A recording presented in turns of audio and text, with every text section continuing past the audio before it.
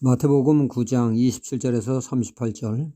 우리나라의 그 최초의 맹인 박사 강영우라고 하는 분이 있습니다. 시각 장애자는 둘로 나누죠. 첫째는 그 선천적인 시각 장애자요. 둘째는 후천적인 시각 장애자로 나누죠. 강영우 이분은 후천적인 시각 장애자였습니다. 이분이 그 시각에 아무런 문제가 없던 분이었는데 학교에서 그 축구 경기를 하다가 그만 그 세찬공에 눈을 맞고부터 문제가 발생되게 되었습니다. 사태가 위중해서 수술을 하게 되었죠. 하지만 수술 결과는 최악이었습니다. 영영 시력을 회복하지 못하게 되었던 것입니다. 의사 선생님은 헬렌 켈러를 말하며 그를 위로하며 소망을 주었지만 그저 앞이 캄캄했다고 합니다. 본인도 힘든데 또 다른 큰 문제는 어머니에게서 일어났습니다. 아들이 수술을 통하여 시력 회복을 잔뜩 기대하던 어머니에게 다시는 아들이 밝은 세상을 볼 수 없다는 청천벽력 같은 말에 큰 충격을 받고 스트레스가 돼서 그 소리를 듣고 8시간 후 그 충격으로 인해 이 세상을 떠나게 되는 비극적인 일이 일어났습니다. 우리가 흔히 그런 말을 합니다. 몸이 1000양이라면 눈은 900양이라고 말이죠. 물론 우리의 몸의 모든 지체는 다 그 어느 것 하나 무시할 수 없는 소중한 가치를 지니고 있습니다. 그러나 굳이 그 우열을 가린다면 눈은 압도적으로 소중하다 말할 수 있다는 얘기죠. 눈이 어두우면 온몸이 어두워져 삶에 많은 불편과 곤란함을 겪게 됩니다. 오늘 말씀의 2명의 소경이 주님께 나와 치유를 사모하게 됩니다. 이에 예수님은 너희 믿음대로 되라 하시며 그들의 눈을 치유해 주셨습니다. 새로운 세상을 살 수 있도록 주님은 치유의 은혜를 그들에게 베푸셨습니다. 성경은 우리의 눈을 이렇게 말씀하고 있죠. 첫째는 육신적인 눈, 둘째는 영적인 눈으로 말하고 있습니다.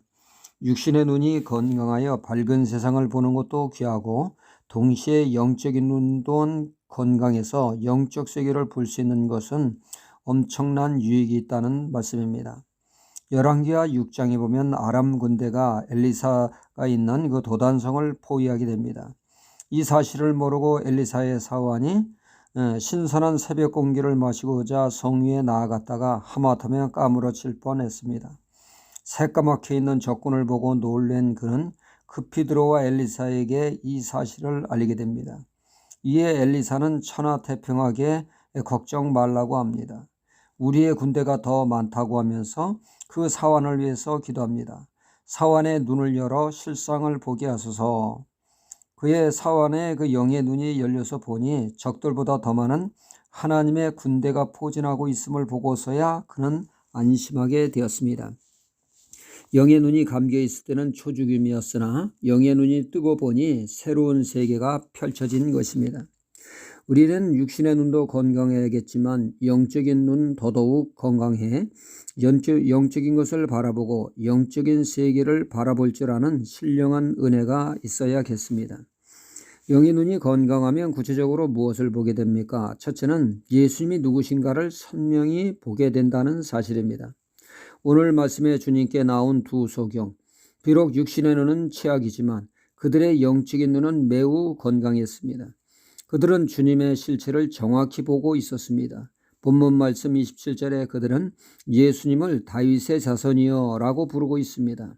이는 다윗의 후손을 통하여 메시아가 온다는 그 말씀인데 그들은 그 예수님이 그 약속대로 온 메시아 되심을 정확히 알고 고백한 것입니다.